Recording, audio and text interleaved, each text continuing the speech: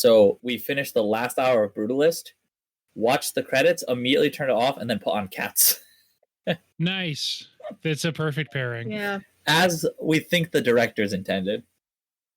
In Katz's favor, it is definitely the shortest movie you've watched, I think, recently, at least compared to the Best Picture nominees. Mm-hmm. And I was thankful for that. You can bang out like 2 cats in the time it takes to watch The Brutalist. Yes. So as you know, I don't know how to start the podcast. It'll either be that or something along the lines of, welcome late to the movies. My name is Ben Holt. And this is a podcast where all the jellicles come to the jellicle ball. Each week we'll pick a cat to die that really should have by now. Okay, yeah, they're killing these cats, right? I'm not crazy yet. We'll get to the heavy side layer eventually. Wait, sorry, I think I messed that up. This is Late to the Movies, a podcast where my friends and I get to fill in our movie blind spots. Each week we'll pick a film that either I or the guest hadn't seen before. It really should have picked a cat to die by now. This week, it's concluding. The grand finale is finally here of Catshog Month, a whole month of cats. 2019's Cats. We've been talking about cats all month long, and my mind is fine. I've never felt better. Here to talk it through one last time, we've got Ray. Hi. And we've got Greg. Hi. I will never get these 2 hours of my life back. I just wanted to make that clear. It's barely an hour 45 before the credits start. You're fine. You watched The Brutalist this week. You're fine. That's different. I enjoyed that. Speaking of which, have you guys seen anything good recently? The Brutalist. Oh, good. Yes, we're very far into the best pictures. We've watched 7 of them recently, right? Yep. Since the announcement, so that's a lot. I think my favorites are Honora and Conclave, probably. But The Brutalist is probably up there. Since I just finished it last night, I just need a little bit more time to sit on it before I can really decide how I feel about it. It's long, and pretty unique. Like, I don't want to say nothing happens in it, but like it would be hard for me to explain like this is what this movie is about, if that makes sense. A lot of times those are my favorite ones. Yes, agreed. Mm-hmm. That's cool. I liked it. What's your vague ranking so far of the Best Picture nominees? Or at least like what's been your favorite few of them, I guess. And maybe your least favorite. I really like Conclave. Honora was good too. And I like The Brutalist. Those are probably my top 3 right now. I'd say the same thing. Probably Honora, Conclave, and The Brutalist in that order, but Brutalist might move around a little bit. After that, let me see. Let me look at the list here, so I know what I'm doing.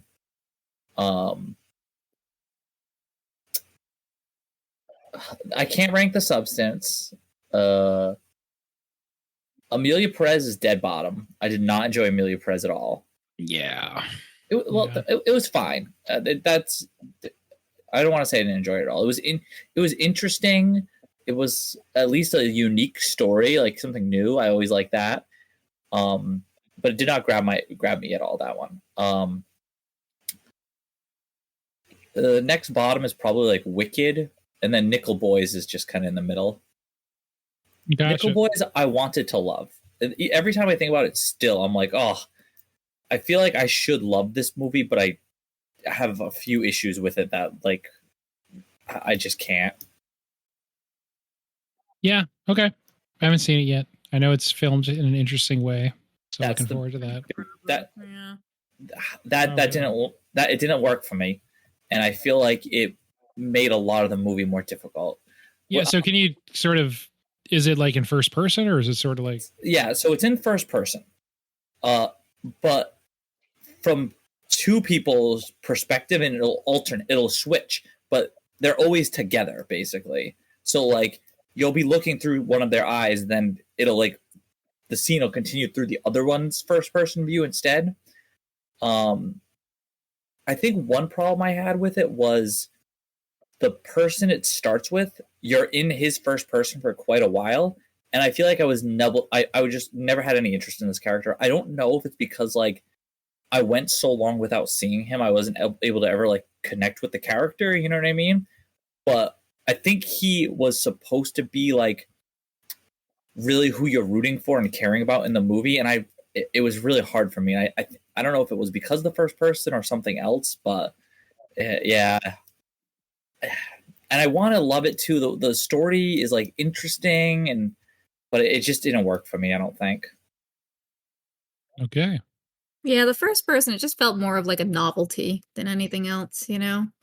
That makes sense. Yeah, so I felt like it didn't really add much to the movie. Like there were some really nice shots in there, but like it didn't really add to the story or anything. So I don't know. Yeah, I agree. I mean, it should have been good and like it was interesting, but it's not going to be on the top for me. It'll be somewhere in the middle.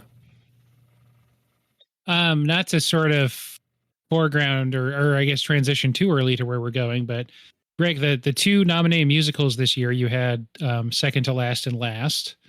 Ray, do you feel the same way about the musicals nominated this year? I mean, Amelia Perez, it wasn't good, but it wasn't the worst movie I've ever seen. We'll get into that later. I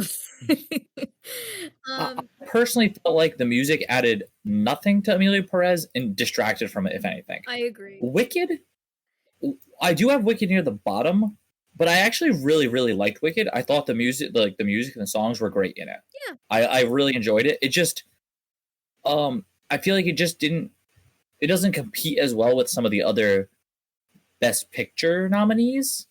But it's not like way lower though. You know what I mean? Even though I have it kind of towards the bottom.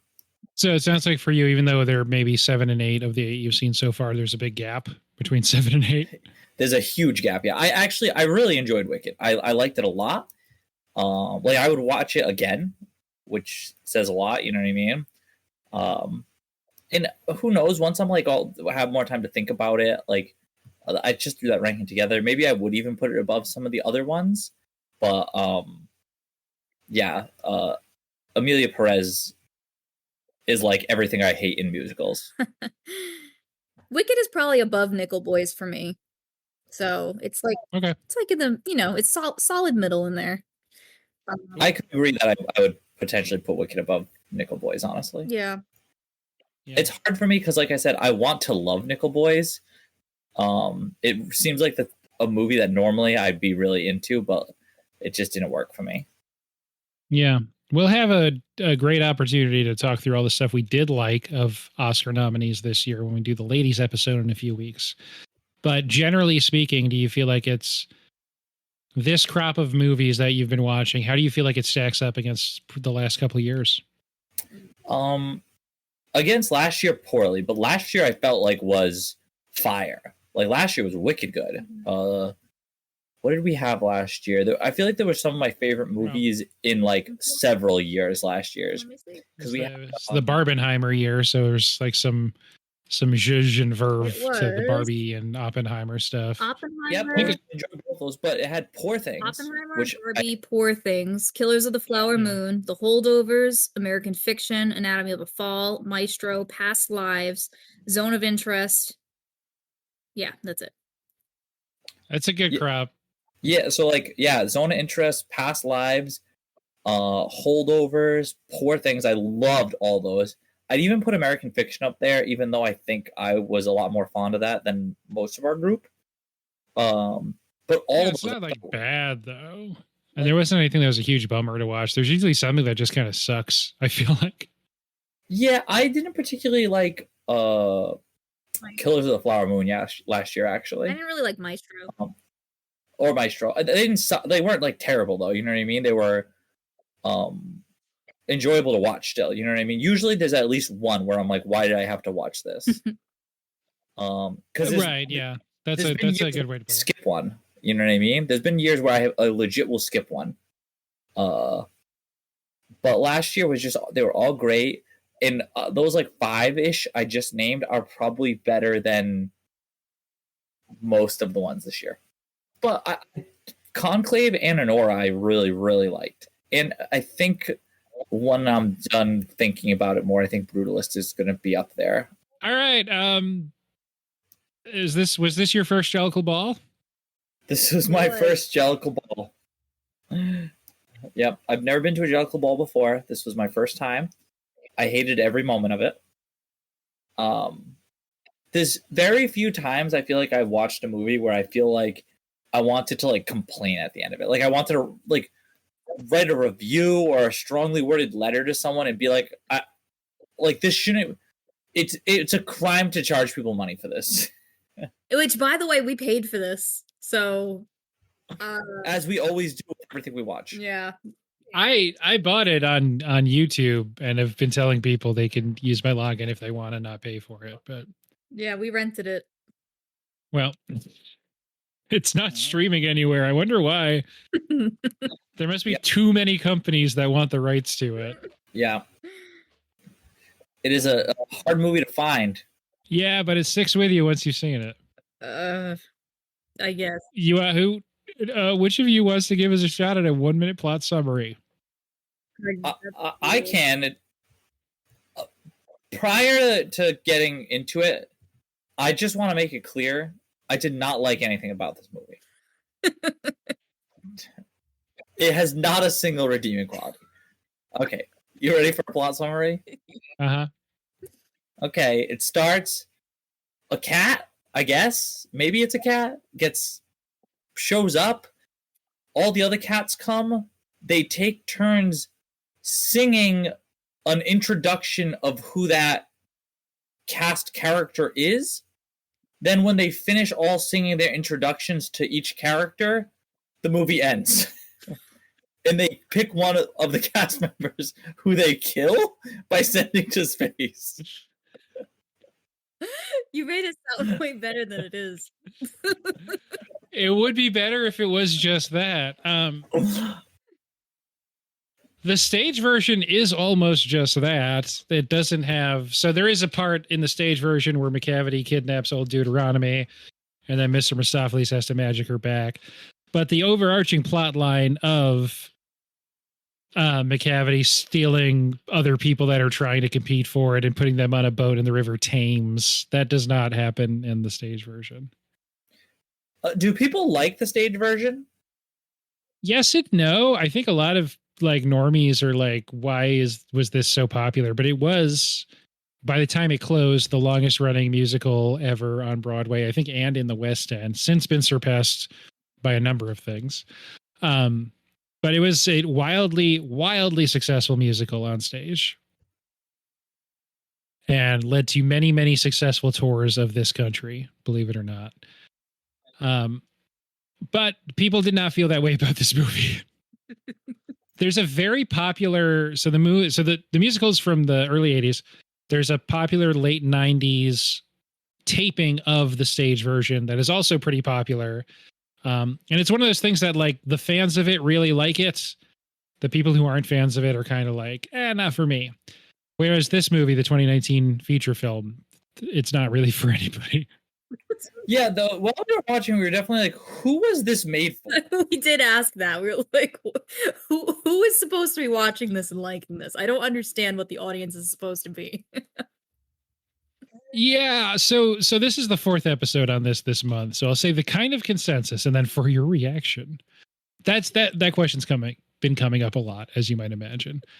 And it seems like, to us at least, that it was a combination of, well, here's this IP, it was super successful, let's just turn it into a movie, and people like, we don't understand why people like the stage version, so we don't have to understand how this movie might work. And so it's people who didn't get the appeal, and they put director Tom Hooper on it, who, even despite a lot of people not liking his movies, his previous 3 movies all won Oscars, and including the Les Mis adaptation that Anne Hathaway won her Oscar for. Mm-hmm. And was a musical that was successful. Yeah, and it was just a weird combination of just like nothing works. There's no rules. This is what I got hung up on the most recent watch. I mentioned this in the last episode too, but this one, it really bothered me. Sometimes people are are all fours. Sometimes they're walking. Sometimes they can't use their thumbs. Sometimes they can. Some of them have shoes. Some have pants. There's just no consistency, and it's just hard as an audience member to stay grounded when all of this is happening. And it looks like shit. It just looks so bad. It looks so bad. I don't understand.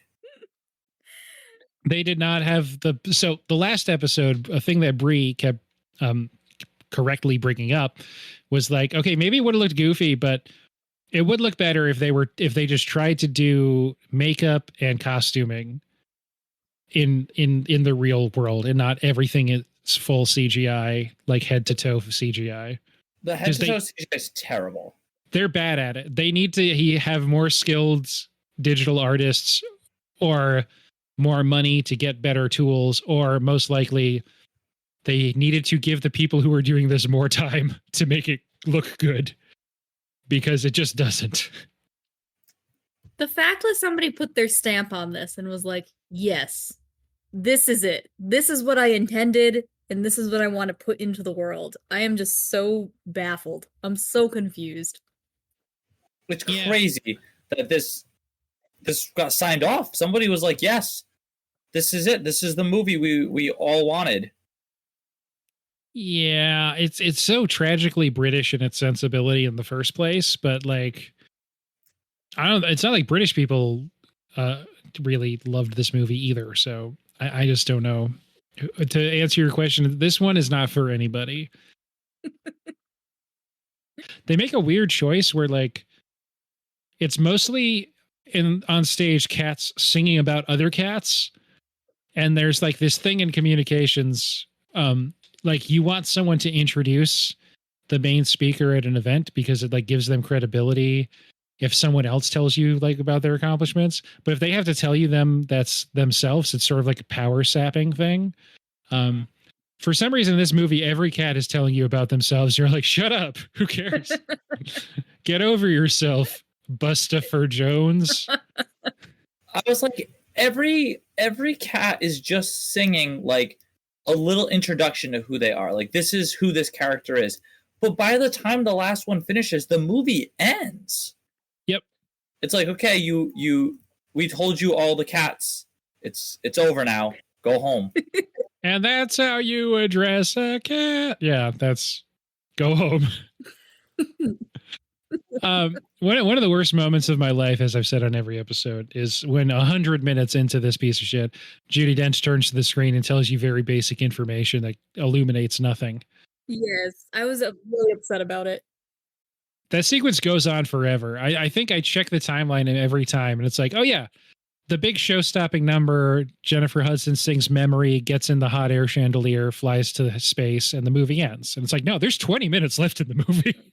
Okay, I'm glad that you felt the same way, where she's like, I was like, I think this is supposed to be her explaining to me what happened, but everything she says is nonsensical. Means nothing.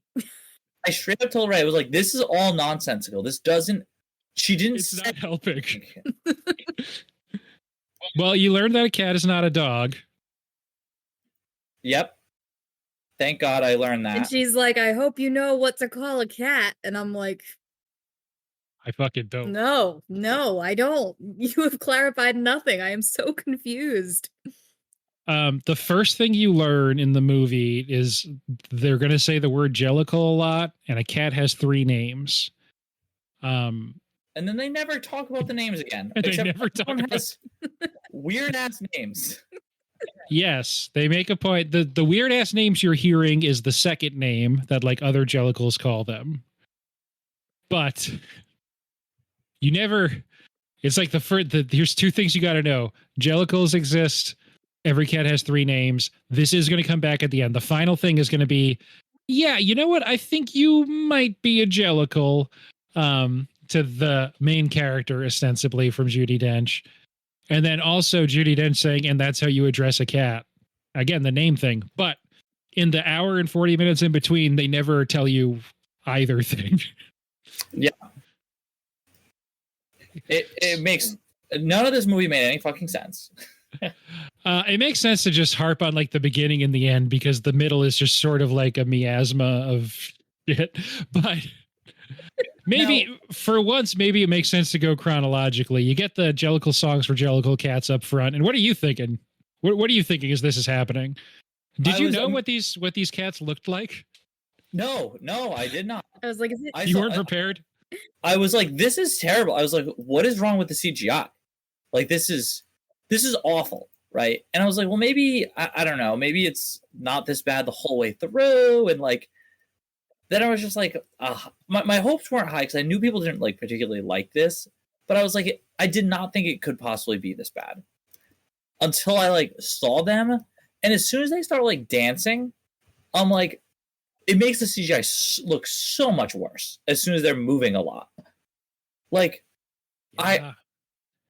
all of the dances looked fake or like heavily CGI'd, even the ones that I think weren't, but you couldn't really tell. Everyone's in full body green suit, so it's like so you just can't see any human movement under there. Exactly. And there were points where like when two CGI objects interact, like them, like if their feet are CGI'd, which a lot of them they had like, weird cat feet, when they would land on a different CGI'd surface, it would like get kind of fucked up and like blended. So like the CGI making contact with other CGI was all horrible. And like, I get it, like having CGI doesn't always take away from it, but when you're doing like, when it's supposed to, like the only thing you're showing off is like these dances, they look terrible. Yeah. Oh my God. Yeah. The show itself is a dance focused show. And like, you can barely see the dancing here because the camera won't calm down and let you see what's happening. And then when you can see it, it looks just like, so because since they turned everything into CGI and it's bad CGI that like has no sense of gravity or weight. Yep. The cats have just like an inconsistent sense of scale, I think, relative to other objects. It's constantly changing how big it seems like they are. I'm glad you picked up on that. That's my least favorite thing in the movie, actually. Yeah, that really bothered me when they're on the train tracks and I'm like, this cat is literally 2 inches tall. Yep. They are the size of like a railway nail. I was like, why? I was like, what does this have? What is the point of this? That really bothered me. Yeah, but then when they're on the boat, it's like, I guess it's a cat-sized boat because they're just like human size on that boat. Yes. Mm-hmm. I don't know. I just don't know. Sometimes they're big enough that when they're sitting in the chair, their entire upper bodies are like above the table, but the forks and the knives are still the size of them. Yes. It's awful. And look, so we had just watched Wicked, and Wicked, real good. The songs, I thought they were all great. You know what I mean? Very enjoyable, like fun to listen to. Are these the same songs from the show? Because every single song in this is terrible. Like, yeah, totally unenjoyable to listen to. Every single one of them. Yeah, I like they're better in the show. People who are fans of the musical, especially that have been on the episodes this month, which I think we did a good job actually getting like half and half, like 2 episodes where people actually like or understand what Cats is supposed to look like. And then 2 episodes where it's just complete, people who have just heard the word Jellicle for the first time. Mm-hmm. And yeah, it's not like it's either people are like, this all sucks, or people who are like, this is a bad version of what it's supposed to be. Yeah. Well, I assume this wasn't the good version of it.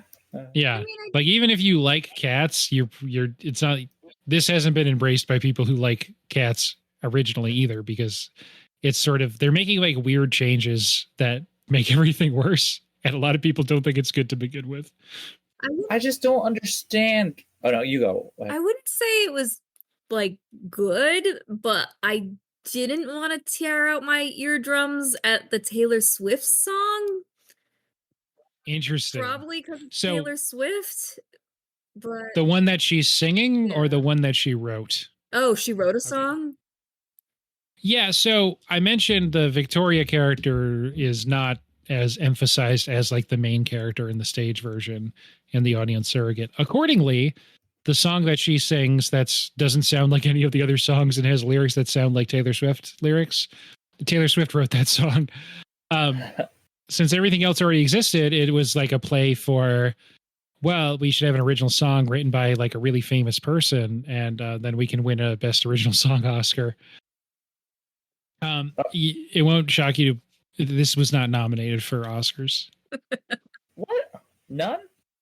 No, so Taylor Swift did not get an Oscar for this film, unfortunately. But you liked her song about McCavity, the Napoleon of Crime? It was fine. I mean, it wasn't good, but it was catchy, I guess, compared to everything else. I will say the podcast has had a lot of fun with the lyric in that song that says McCavity's broken every human law, and like trying to decide what the funniest law he could break is as a magic cat. Okay. We thought like murder. I was also bothered. Why is it like you have your singing cats, you got your dancing cats, you got your theater cats, and then a couple cats who inexplicably are wizards? Like real magic.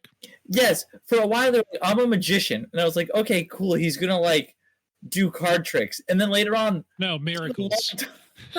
A very long time. But they were like, no. When I say magician, I mean actual magic. I am a fucking wizard, a sorcerer.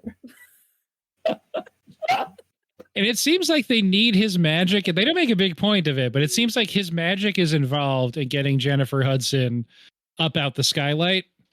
But he doesn't have confidence to do actual magic until earlier that night. So like, where have these cats been going? Are they all surprised that she starts floating away? Because and I don't know. It does get very ritualistic when they all start going like up. Yes. It's very ritual sacrifice vibes. For a while, I was like, they're just killing a cat in the end of this movie, right? We're just going to watch a fucking cat die? Yeah. Yeah, exactly. To be reborn to a new jellicle life. So the first number happens. And then they go into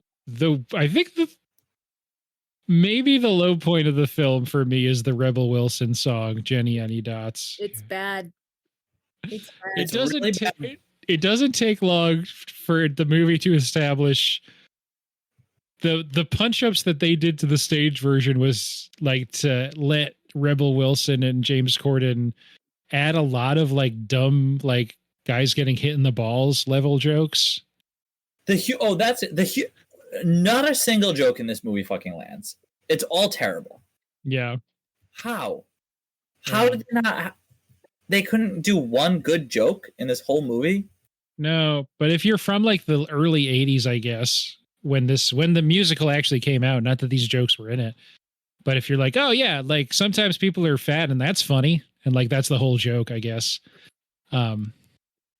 That's where this movie's operating from, and released in 2019. And again, that character is not appreciably larger than the other characters in the stage version either that Rebel Wilson's playing.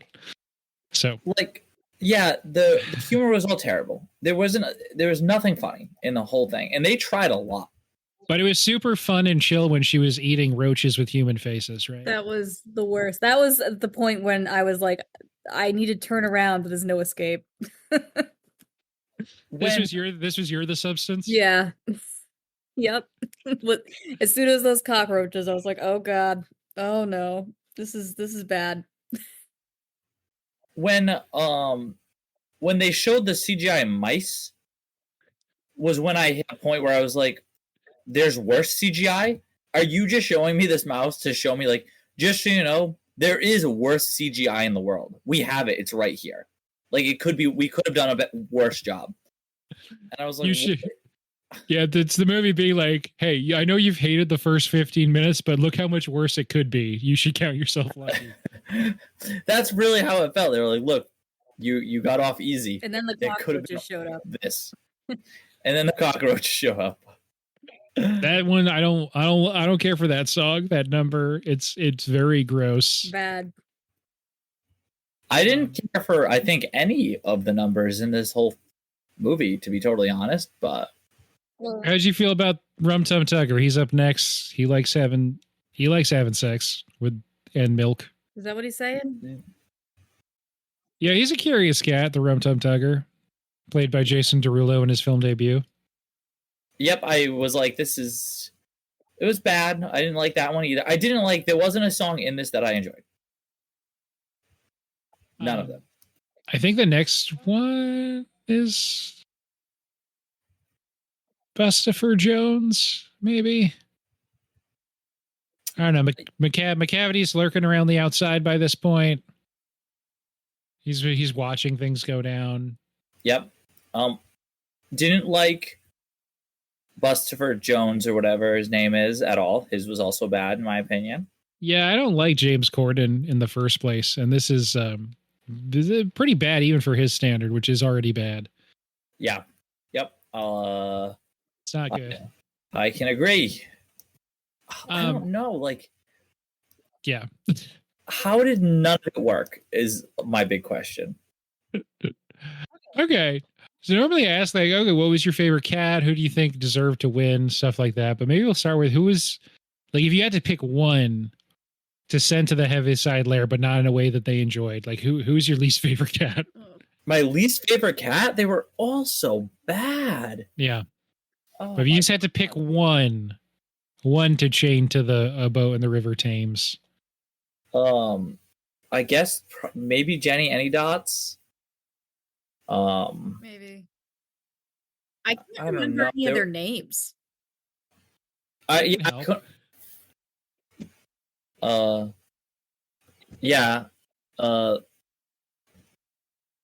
were bad. They were all really bad. I guess Jenny Anydots, her song was just terrible. It's really bad. I kind of feel bad. She's put the most work into it, but she just doesn't have the stuff, you know? It's like one of those things where it's like, oh, well, I trained all these roaches and mice. And it's like, why? No one asked you to do that. Yeah, this was never part of the assignment. Right. Like, okay, it's great that you put all that time into that, but that's like, we asked you to do a good song. Yeah, I dislike the two people who just sang about destroying people's houses or whatever. I think is what it was. Rumble Teaser and Mungo Jerry. Yep, just like them. Those the Calico Cats? Yeah. Yes. Yeah, calicos you got to look out for. Yeah, so they just destroy people's houses. Because Greg and I got into a tangent about how calico cats are almost always only female. And I was like, this is a problem. Yeah, not 100%, but it's like over 70% female, right? More, it's like higher. 1 in 3,000 is male. We ended up. Oh my god. Yeah. Well, there's Mungo Jerry. Yeah. That's why he's so fucked up. Ray was upset that guy was there. Yep. I think it sounds like y'all were upset that any guy was there at any point. True. Any of these guys. Yep. Mm-hmm. Well, that happens. And then that's around the time that old Deuteronomy shows up. Did you know Dame Judi Dench was in this film? I did. No. I did not know what she did in this film, but I knew she was in it. She gets quite the introduction. People have been talking about old Deuteronomy is on her way. We can't wait for old Dude to get here. And then she shows up and wearing a fur coat, has very human hands and a wedding ring on. And Judi Dench is here. Yeah, I was telling Greg, I think that's just how people react to Judi Dench showing up somewhere. So. Mm-hmm. There's a point in there's like a number of things that are baffling that happen in that scene. One, I don't know if this is always the case, but like there's some people who are just wearing clothes and you're like, oh, they didn't want to CGI that person's body. That seems lazy, but whatever. Judi Dench is wearing a fur coat. As you can see, the image in the general text channel, Judi Dench was wearing a full body green suit. So they just like made a fur coat for her digitally, I guess, for some reason. Cool. As she's walking in, it's the first shot of Sir Ian McKellen in the background. Mm-hmm. And then he says a couple things as they're walking in. And this is, I said this on the last episode too, that you'd think that on my 7th watch now, there's nothing I would want to like rewind and watch again and make it happen longer. But when he goes meow meow meow, I always go back to watch that a second time because that's it. It's amazing. It doesn't match anything. No one else is doing it at the time. People are in mid song, and they're like, "Low, Ian McKellen's cooking over here." I do not like either that a lot of them make weird cat noises. No, it's bad. Upsetting. I don't like when they nuzzle. No, I hated that. Bad. Hated that. It's bad. I think the big problem is they don't really look like cats. Yep. So them doing these things is just fucked up. Because like they don't look like cats at all. The tops of their heads are all elongated for some reason too. And I was like, why? Like cats don't have like heads that are more elongated. They added forehead to like everybody. Yep. I don't know why. I wonder, and I'm sure this is findable information, but like why do more research for the 4th Cats episode of the month? I wonder how many iterations of what the cats are supposed to look like they went through before landing on like they have 2 ears basically adjacent middle of the top of their head, right? That's how cats look. And I feel like anytime I'm watching this, like I need to pull out a reference photo of what a real cat looks like because these are proportionally strange. They're just strange. It's so wrong. I feel like all their tails are so long. Yes. But none of them are like fluffy. Mm-hmm. Why aren't any of them fluffy aside from, I guess, Judi Dench? She's the only fluffy one, yeah. No. More of them should be fluffy. It's I don't know. harder I guess Buster Jones is kind of fluffy. I don't know. I mean, honestly, yes. That is why. Yeah, it's just lazy British nonsense. Anyway, Old Deuteronomy's here. When Ian McKellen does his song, I don't think I've mentioned this yet on the podcast. This is like an original thought for once. I don't like when they nuzzle each other. The one moment that I find maybe most uncomfortable is how Judi Dench reacts to Ian McKellen's song by like kicking her legs straight up in the air. Mm-hmm. They do weird leg stuff a lot. It's always unpleasant. It's so unpleasant. They don't look enough like cats, and then it's also like, is that even a thing cats do? Don't like that. Yep. I hate him drinking out of the milk bowl. I hate it. Just lapping it up. I hate it. Lapping it up. I'm like, this is terrible. This is who punished this man? Why? Mm-hmm. Yeah, I don't. Yeah, and he used to be fire for fettle, fiend of the fell. Oh God. A phrase he said a number of times, and if you aren't watching with captions, I doubt you picked up on what he was saying. We watched with captions. Mm-hmm. Yeah, well, he was fire for fettle, fiend of the fell, obviously. Yep. Yeah, a phrase I've avoided using, but now that it's the last episode of the month, I think it's fair to say the parts that I find the most egregiously difficult to watch are the ones that have big theater kid energy. Of just like, I am embarrassed for you, and it is extra embarrassing that you don't seem embarrassed by this. Yeah. Like you all think you really doing something here. Like everyone was probably looking around like, oh man, their minds are gonna be blown when they see how we made these cats come to life. And it's just like, oh my God, how did no one whistle blow on this operation? No one stopped this. I don't understand, like, when they had an almost finished product, how are they like, we're going to release this? It is kind of mind blowing. They must have like had to or something, or it was like the Sony Spider-Verse thing where like, if they don't put out a Craven movie, they lose the rights to make a Spider-Man movie. And it's like, so we'll just put out something that everyone hates and no one sees, and we'll lose a bunch of money, but at least we get to make, I don't know, the Electro movie in 2027 or whatever's coming next. I honestly don't have any other explanation of why they would release this. They put a lot of money into it, and maybe it was like, well, see if it makes its money back. Yeah, what did this fucking thing cost? Unclear. The listed budget is between 80 and 100 million, but listed budgets never include advertising, and this thing was advertised to hell. The trailer was inescapable, and not just because people were sharing it online and it went viral, just from like a kind of train wreck you can't look away from standpoint. The typical wisdom is to double whatever the listed budget is, so probably up to somewhere between 150 and 200 million. That's wild. And what did it make? About 75. It made $75 million worldwide. How? So, even Wikipedia mentions like the ancillary. So after ancillary costs, an estimated loss of about 71 million is what they should have lost more than that. Does that price in their dignity? People should have been arrested. Like, I'm serious. Like this movie is a crime. Like it is the like. I honestly think this. Why did Congress not have hearings on this? Listen, I honestly think this might be the worst. Like, I am fairly confident this is the worst movie I've ever seen in my whole life. Like, bottom, the last one in the list. Well,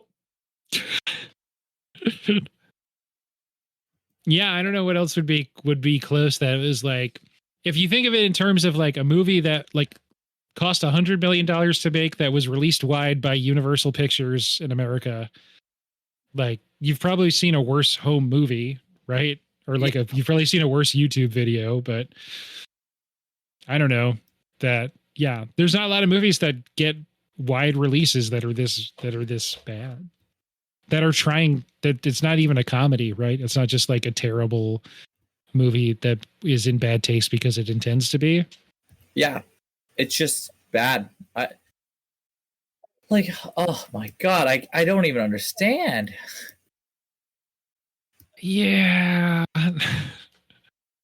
Well, what was your favorite part? I asked because we haven't mentioned Skimble Shanks the Railway Cat yet, which is typically people's favorite part. You mentioned how tiny the cats are on the railway. But that song in particular, did you enjoy it? No. Okay. Well, it's fine. So I couldn't get over that the cats were all the wrong size. They were constantly changing sizes. And he's the cat that wears pants. Yeah, and boots. He doesn't wear boots until it's his time to tap dance, but like, yeah, cowards. At least they knew their own limitations. Like, we'll do a bad job if we try to CGI this man's legs and feet. Yeah, like but to put him in long pants that are like a high-waisted pants and boots is just such a cop-out. Wicked bad. I was like, what are you doing right now? First of all, why even bother with pants? For some reason, none of your characters have genitals anyway. Clearly, they're all fucking Ken dolls. Just full Ken. What is going on with like? I mean, do you really want them to have genitals? It wouldn't have made the movie any worse. Is that why you're so upset? Is because they didn't have the correct amount of genitals for your attacking? No. Like, I was just still upset about the way the cats looked. I didn't know. I literally could not enjoy any of this movie. Not to skip ahead, but I've said this in every one. Like, you accept that Donald Duck isn't naked even though he's not wearing pants, but is wearing like a shirt and a hat. Because that's just like how animation works. Like, some things are wearing clothes, some things aren't, and you just accept whatever their default state is them not nude. So when McCavity, played by, Idris freaking Elba, is wearing a long trench coat and a hat the whole movie, then says the Napoleon of crime and appears fully nude. I'll be honest, I was very upset because it plays his nudity. It played his nudity. I don't know if it was intent. As soon as he shows up on screen at the beginning of the movie, I was like, he's in this fucking movie? What is he doing? Yeah. Yeah, crimes. He's doing crimes in this one. Yeah. Like, I couldn't believe he was in this movie. And then to top it off, he has a nude scene? That's the thing, right? Like, there's some cats that don't have clothes on the whole movie, and it's fine. But because he's been wearing a coat and then takes it off and hit this, and because they didn't want to do like real cat hair, he is very smooth, shiny, and his cat coat is the same color as Idris Elba's actual face, or at least the way his face is toned in this film. It just looks like a large nude man with zero genitals. That was the problem. The fact that his coat matched his face, I was like, what is happening here? Yeah. No. Yeah, it was, and everyone is a short-haired, shiny cat, I guess, in this world. And yeah. Wait, did we Yeah, at least give him some stripes or something. Did we talk about Rebel Wilson and how she unzips her cat skin and she has like clothes underneath Yeah, it? it's horrifying. Why? It's horrifying. Why? I know. Yeah. What were they thinking with that too?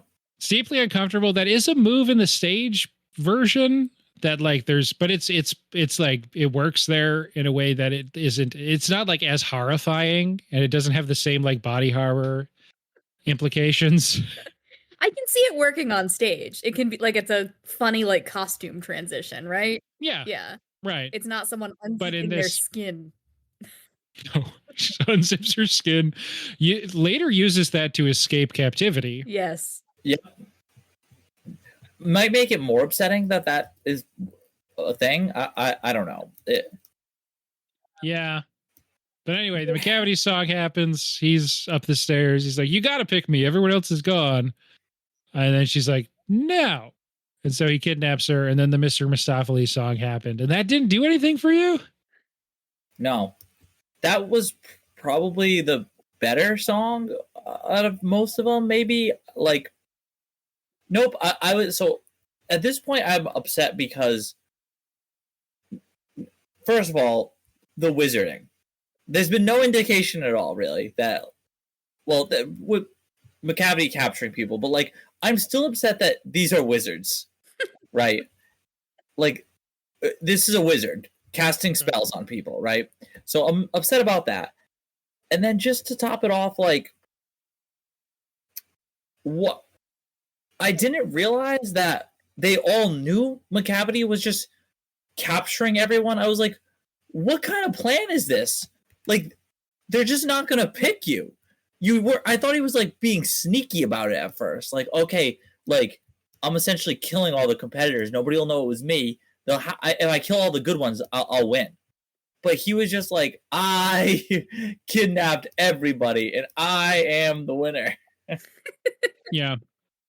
We've had some questions about eligibility rules for this competition as well, because like Jason Derulo is still there, the Rum Tum Tugger.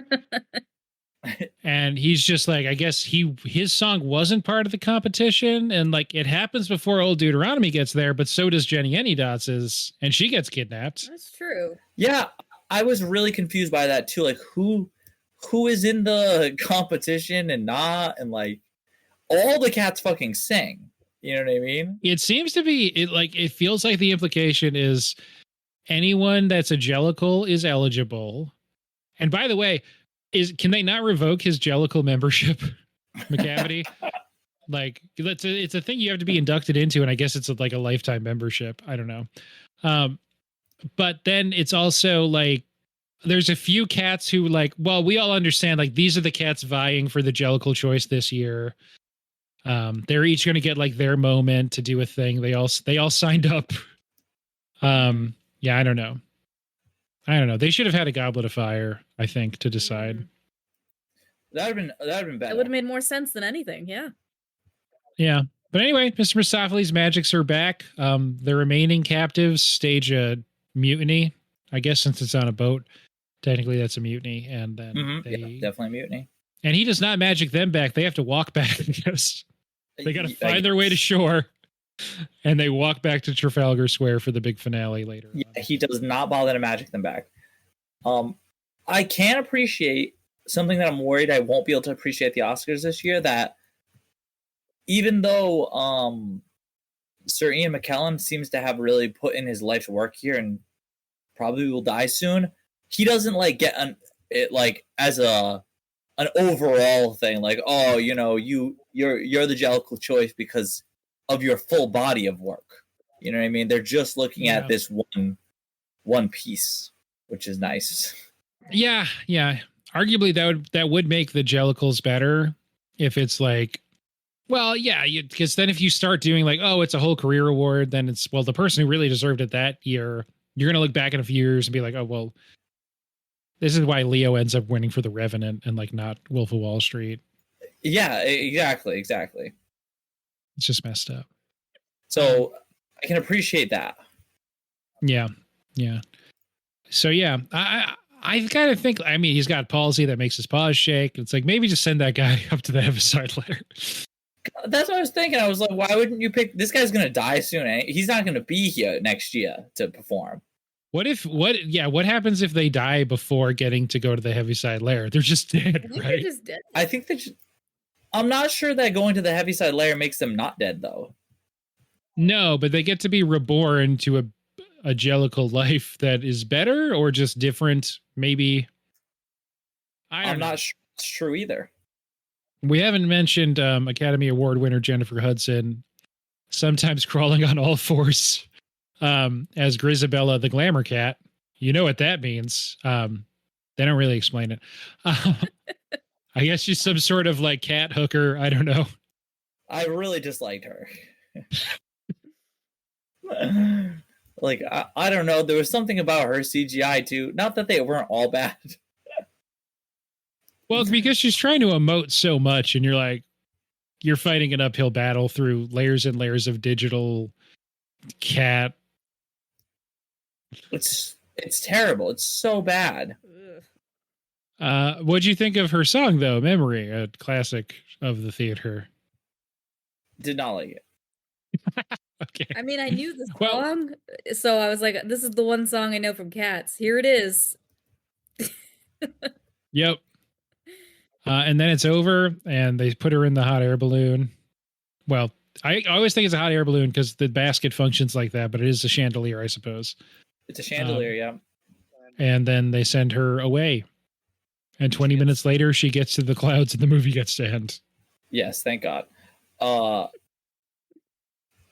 I think another thing I did not like about this is there's almost no spoken dialogue in this whole movie. It is all song.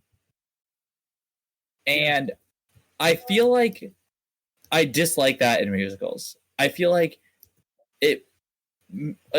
this is still like a movie that should have a plot or something. So when you do that and you make it so you either have to have like no dialogue and things aren't quite going to make sense, or you have to force the dialogue to be part of the songs. And I feel like it really takes away from the songs when you do that. We're supposed to be talking about Cats, not Wicked. What? Anyway, that was when I watched that with Mimi. That was her big problem. Wicked, the movie, only being Act 1 is like a full hour and change longer than Act 1 on stage, and a lot of it is because they keep stopping all the songs to just like chat and then go back to the song, which is weird. Anyway, yeah. The actual version of Cats is supposed to be sung through with no dialogue, so it's weird that they add like a little dialogue. Yes, there's a little. It's very, very little. But I need some. I don't know. Maybe I'm an odd one out on this, but like, because then they're just trying to get the dialogue through in the songs, and I feel like it makes the songs odd to me. I don't know. Yeah. It didn't work for me. So, would you have preferred them to just like plainly state their name and like how long they've been a jellicle cat, and sure, like, yeah, here's the 3 things you should know about me, and then they like sit back down in the circle? That would be perfect. Yes, it would be a lot shorter too. No, when Judi Dench is in the end trying to, I don't know, explain something to us, but it's a song for some reason that makes can't understand what anyone's saying. Like, if you're gonna maybe just have some dialogue that explains whatever the fuck this is happening. It does feel like the movie sets you up for like, okay, Judi Dench is going to break the 4th wall and be like, listen, I know you have a lot of questions. Here's what you've just seen for the last hour and 40 minutes. And then the fact that she doesn't help you from that point forward, I feel like is just like a little bit of extra salt in the wound. It's so bad. as soon as it's happening, me and Ray are like, why is she talking I was to gonna us say, right I now? was like, Looking into your soul. yeah, I didn't it's realize terrifying. at first she was talking to me. Like, it took a couple of seconds before I was like, wait a minute, she's talking to me? Why are you talking to Talking to you. me? And then she talks to me for way too long, and I'm really upset. I did not want to be brought into that world. No, you're implicated now. Yep. Yeah. It does And feel what like what I just watched is definitely some kind of crime, and now I'm involved. I'm an Right. accessory. Yes. yes, a crime that McCavity has committed, Yeah. Yes. as he has broken every human law. Mhm. I think this transcends Yeah. breaking human law. I don't know what laws of nature. I don't know. This is bad. They should be. Uh, I don't like this one, but you want to get to ratings? I guess I'm trying to think if there's anything else important to say about what There's was not a lot wrong of with the movie. plot in this one, but I There's think we no plot. covered everything. We at There's least no mentioned plot. every number, I think. Like I said, I did not like, and I'm already a little harsh on musicals. I'm not going to pretend I'm not. I did not enjoy any of these songs, any of these musical numbers. They did nothing for me. I don't know. The CGI is terrible. They're not cats. I don't know what they are, but they're not cats. They're weird, like nightmare hybrids They of if are. like a cat alien chest bursted a human or something. And this movie was made way too like late in history to like even be like, oh no, you know, like we didn't know CGI was like the thing. Like, no, we've seen really bad CGI like a decade ago, more than that, 2 decades ago. You can't, no, this is not an And like, Yeah, I mean, speaking of cat people that in a movie that people made fun of, this movie came out a full 10 years after Avatar, the James Cameron Avatar. yeah. Thinking about that is wild. Yep. Yeah, like no excuses. No excuses. Like I don't understand. It's just not good.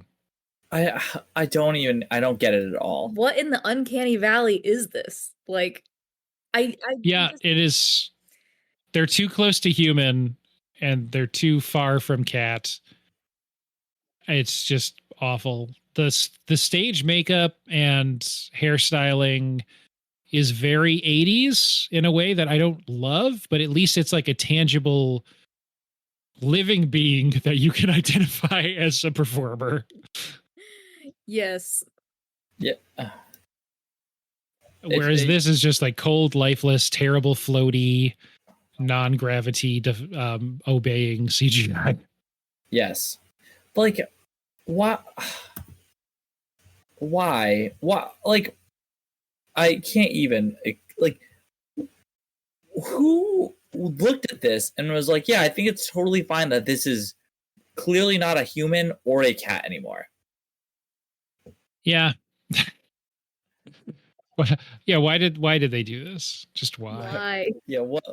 Who? Whom? The scientists were so preoccupied with if they could, they didn't stop to think if they should. It turns out they also couldn't. They're bad at this.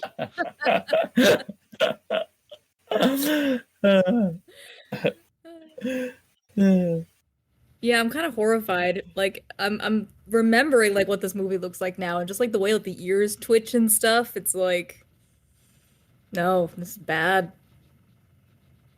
Bad. It's like so bad that I would never see the play at this point.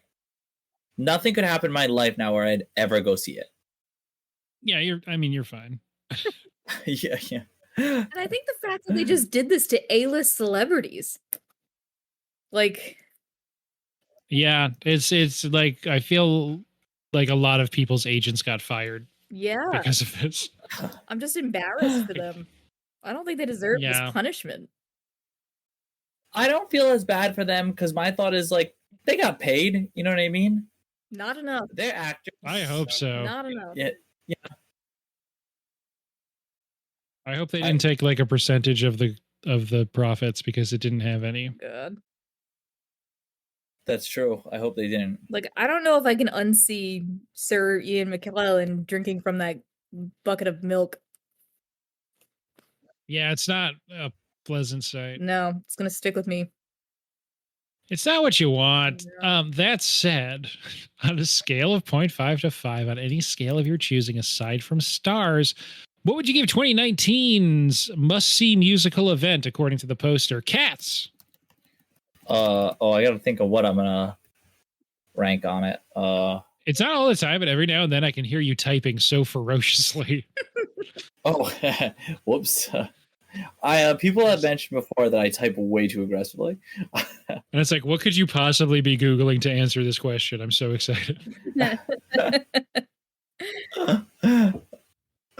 Oh, God. There weren't even any good objects in this movie. There's not. Okay. Really not. I'm ready here. I'm going to give it 0.5 out of 5 unzipped cat skin suits. Yeah. I'm gonna give it 0.5 out of 5 human-faced cockroaches. Yikes. That's not enough for Rebel Wilson. She needs more. God. I'll go. I mean, we set the low end at 0.5. And this is the first month that the questions come up if it goes to 0. And I've always said, like, you have to at least give it 0.5 because that's how Letterboxd works. I think I could be wrong about that, but I will also go 0.5. I don't know. I'm tired. This is the fourth one of the month. 0.5 cats out of 5. I unironically think that might be the funniest one of the ratings I've ever heard. Thank you. I'm glad to hear it. All right. You were warned in advance that the question for this month is, how do you define jellicle? Is there a correct answer? Not really, but kind of. I didn't Google it. I didn't Google it. I was going to say... I say not in the fiction of this is there kind of a correct answer. I want to say it's like small and black and white, or black and or white, but the moon is also jellicle and it is not small. So I'm not confident on that, but I'm doing what I can here. At some point though, once everyone fails the test, it's the teacher's fault, right? Okay. Right, yeah. It's like the original, the intended use of standardized testing is to grade the district, not the students. And in this case, the district is losing all its funding. Yeah, so it's funny you bring that up because I haven't thought of how to like work. Kids are identifying as cats or something and using litter boxes, and now their funding's been taken away. Pretty much, yeah. It's Trump's America. Yeah, Department of Education's future. So my guess is that it's a strong, independent cat that don't need no man. That's my guess. That's pretty good. I think that's fair. Greg, it's funny you brought up the size thing because there's a particularly baffling and infuriating part of the film. It's right when old Deuteronomy, Dame Judi Dench, arrives at the Egyptian and is walking in with Munkustrap, played by Robbie Fairchild. And they're like so excitedly like confiding in each other, like everyone's saying the same lyrics, but I hate how stoked everyone is to be reciting all of this information at all times. They need to calm down. Anyway, they go, jellicle cats are of moderate size. Within 20 seconds, they say jellicle cats, as we said, are small. Yep. Yes. And I feel like that is how this movie operates logically at all times. Mm-hmm. The fact that not only do they contradict themselves, but they add an "as we said" are small. Just It's like, no, gaslighting you us. fucking didn't. Yeah. Yeah. Mm-hmm. This is maybe the last time I'm watching Cats, but we'll see. If I meet another person who hasn't seen Cats, I'll watch it again. Any final thoughts on Cats? The next episode you'll be on is either the ladies or a Best Picture nominee of your choice. Occasionally, I get worried with the switch to digital media that there are pieces of media that will be gone forever. Like, something will just get lost to time. It is okay if it happens to this.